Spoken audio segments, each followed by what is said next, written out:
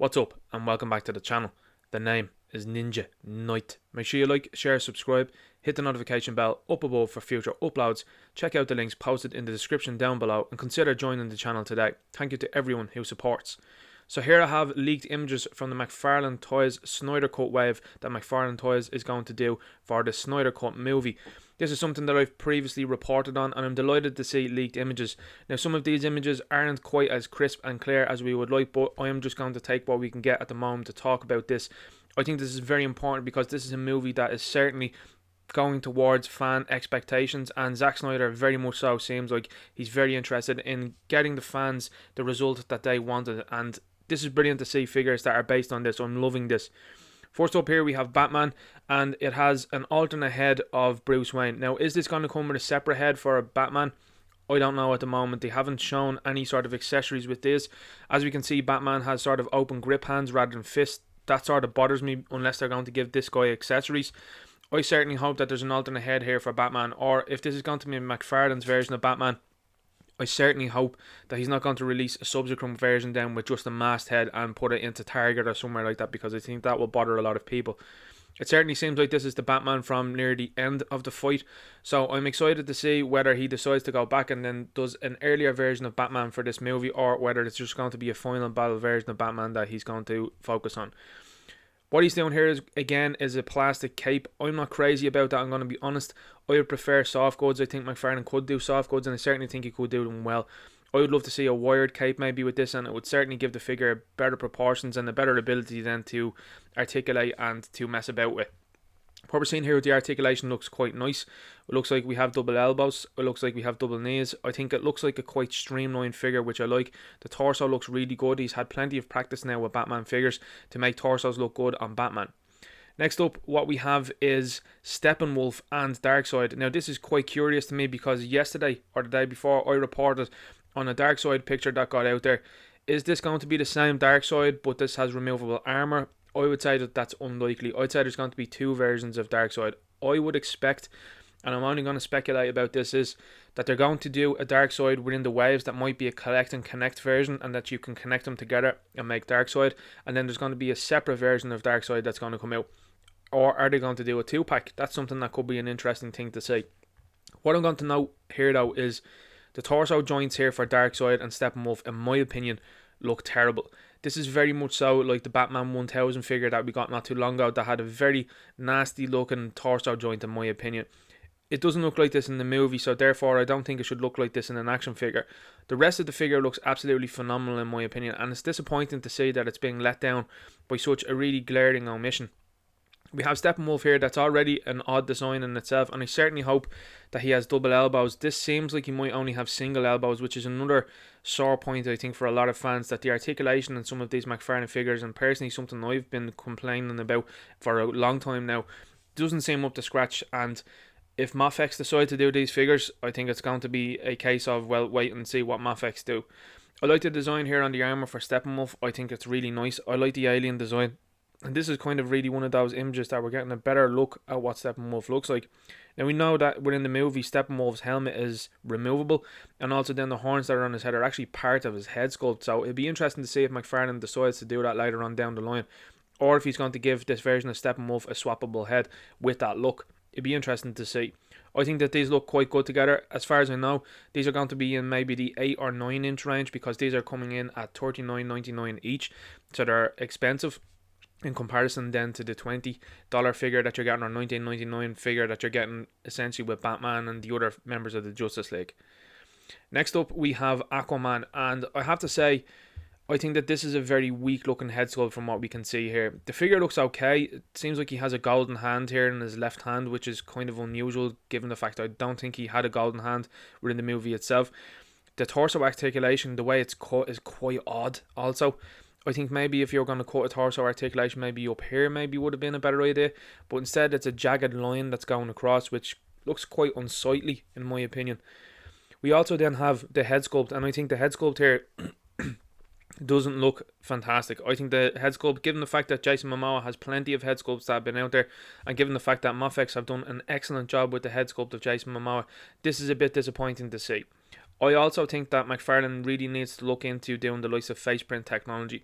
I think the biggest issue that I have with the head sculpt here is it looks too small. The head looks really, really small in comparison to this body. It looks like he has the shrunken head from the movie Beetlejuice or something, because the rest of the body looks quite broad and looks quite like it would be proportionate, and then you come and look at the head and the head looks really small. That's something that I would also level at McFarlane Toys, that some of the head sculpts for some of their figures are absolutely woeful in my opinion, and I would like to see them step up the game. The size of the trident, or as they are called within the movie, I suppose, the quindent, because it has 5 pieces, is quite large. I would have liked to see more of that plastic be used within the head if that was the case. If there was a cost cutting measure, I would have rathered a smaller quindent rather than having this undersized head, in my opinion. Next figure that's up we have is the Flash. This looks okay. It doesn't look too bad. It looks quite bulky from the angle that it's pictured at. I suppose though we will have to wait and see what this looks like front on, because if it's going to be a little bit of a thinner figure, because we know that Ezra Miller is a thinner character, and certainly the Flash in this movie is a thinner character, it'd be interesting to see what this looks like when it's front on. The articulation looks okay. I will also say then, I think that the fact that this is a character that likes to run very fast, I think that this type of joint that's around here, particularly with this kind of, as I was calling it, a nappy that they have on these figures, it's very hindering towards the joint. So if he's being able to run, his legs can't go really far and really far back, which is quite disappointing given the fact that this character is all about running. The suit overall looks really nice, and I think that there's actually really no excuse for McFarlane not to get the suits right within these figures. These are figures and figures that have been released in the past, particularly images of these characters that we know for a long time now. I don't think there's any excuse for any toy company to get these incorrect. I will give a little bit of leeway towards the likes of Steppenwolf and Darkseid, because those designs haven't been out there for so long, but I wouldn't give any leeway then towards these figures. I think these figures should absolutely be perfect. I don't think they should be any problem within them. The last figure that we have then is Zoyberg. So Zoyberg, I think, is going to be one of those interesting characters that if McFarlane Toys decides to go on within this line, it could be a character that they could have 4 or 5 different versions of, particularly because he has an alternate head that comes with a fully masked head, and then he has this ability then to bring up weapons. Personally, I think that this is a very weak looking figure. The arms, the forearms particularly, look really skinny. I mean, that doesn't even look like it matches into the shoulder here whatsoever. The legs look really skinny, and they look very poor in my opinion. It doesn't look like it would support the weight of what's going on here in the torso. I think maybe the torso might be part of the problem, the fact that it's so wide and so big. If it was a little bit thinner, it would certainly then make the arms and legs not stand out as much. The weapon here looks quite small, and like I said, again, because it's a small sort of thin arm, it does really stand out in my opinion, which is disappointing because this is a figure that I think could have been a good figure. But I think when you look at Mofex, for example, Mofex are after doing a great job, or Mayfex, whichever way you want to call them. They've done a great job with the DC figures, and they have, in my opinion as well, have done fantastic articulation, and they have done fantastic accessories that come with these figures. So I think when you're looking at these figures, it's a disappointment, I think, overall. I know a lot of people out there will say, well, it's $19.99 for these figures. Yeah, I can take that point, absolutely. But when you see other companies that are able to get head sculpts correct, are able to get proportions correct, are able to get articulation correct, and then on the flip side, then you have Todd McFarlane that's saying, well, I can do all of the things that an $80 figure can. You've yet to prove it to me. I think that that's a way a lot of fans feel. I think there's some fans that are in denial and they'll support anything and everything that McFarlane does, which is quite bizarre to me, rather than pointing out the flaws and looking for a better product. You will have people that will say, well, they're only $19.99, they're only $39.99. If you want to spend $80, spend the $80 in the figure. Point taken, but I think when you're talking to a company like that, I think fans like myself are looking for an improvement on the line for everybody. It's not just us, it's for everyone. It's even for the people that seem like that they're content with second best. I'm talking about getting a better representation of these characters for everybody, not just me. And I think that's what a lot of people miss out on and don't understand. I think it's curious to see what happens with this, if this is going to be a wave that's going to be successful. I would imagine it is, because I think a lot of people that are out there that are Snyder Cut fans for particular reasons are going to be very much so backing this movie and anything and all that comes with it.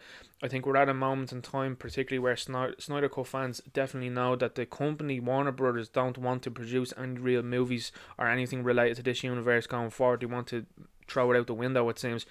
So I think anytime that there's merchandise purchased for this, and then you see them, for example, the Wonder Woman 1984 merchandise doesn't sell as much, then the company starts to get a message then. And that's all people can do. All people can do is support what they like with their wallets, and then the company then makes a decision from there. Ultimately and overall though, I think this is stuff that I'm critical of. I'm still probably most likely going to buy it just to support it, because this is a movie, like I said, that I want to see keep going. I want to see this universe continue on, and I do want to see those characters being made then, and I want to give a message that's saying, yes, I want the comic version of Aquaman, I want the comic version of the Flash, maybe from a different universe rather than the one that he's done recently, which is totally out of scale in my opinion. And then I would like to see then a Batman that's been done for this movie from earlier on in the movie, because I quite like that suit and that design. The one figure that hasn't been shown or leaked yet is Superman. It's going to be no surprise that Superman is in a black suit with the silver symbol and then has a black cape. So that's going to be an easy repaint then for McFarlane. It's crucial for McFarlane that he gets head sculpts right, because if you don't get the head sculpt right for this, or if it's something looks undersized, like I said, the way Zoyberg and Aquaman does, you're going to lose a lot of sales. And that I'm going to make a speculative guess now, in that I think actually Aquaman and Zoyberg are probably going to be the peg warmers of this wave, if this is going to be the way it's going to be. What are we going to have after this then? We're talking about subsequent waves then. Are we going to get another wave then that's going to have, for example, a defeated, maybe Steppenwolf might be an idea in a Wonder Woman wave where Wonder Woman's there, maybe a Green Lantern, maybe Martian Manhunter, because we know Martian Manhunter's going to be within the movie, and I would love to see that design in an action figure form. Are we going to get Batman down with a masked head in that way? Because this is the game I think that McFarlane's going to play. And I think whilst a lot of people out there will say, well, that's the way they have to do to use the body again, then to make sure that they're going to get as much as they can for each mold, I perfectly understand that, but it's a little bit disappointing then when you don't see the first Batman out of the gate is one with a head sculpt that is going to be able to let him stand with the Justice League against these guys. It seems kind of odd. Anyway, that's my thoughts for today on the McFarlane Toys Snyder Cut figures that have been leaked. I'm looking forward to this. I think whilst I have criticisms for this, and believe you me, they are constructive criticisms, I want to see McFarlane doing the best for this line. I want to see him doing the best for DC Multiverse. It has been a step up in terms of design, and it has been a step up in terms of detail, and he has to a point listened to fans, whereas Mattel, when they had the license, didn't really. So I will say that I will give kudos and credit where credit is due. But what I want to see is, I want to see it step into the next level. I want to see this to be a line that's able to challenge the articulation skills of the likes of the Marvel Legends figures, because I think that that is kind of the gold standard where it's at the moment for $20 figures. I know the prices are rising there, but I think that that's the gold standard where people have to be at now and say, right, this is what we're expecting. And at a 7-inch scale, to get head sculpts wrong, to get articulation wrong, I think it is inexcusable in my opinion, because it's a bigger sculpt, and I don't think there's any room for excuses there to say, well, we didn't really get that, we tried our best. I'm not taking that, and that's a company that's there now, I think, 30 years now. So for me, it's not an excuse anymore. They have to do better. Gonna leave the video there. Make sure you like, share, subscribe, hit the notification bell up above for future uploads. Check out the links posted in the description down below. Consider joining the channel today, and I'll talk to you later. Good luck.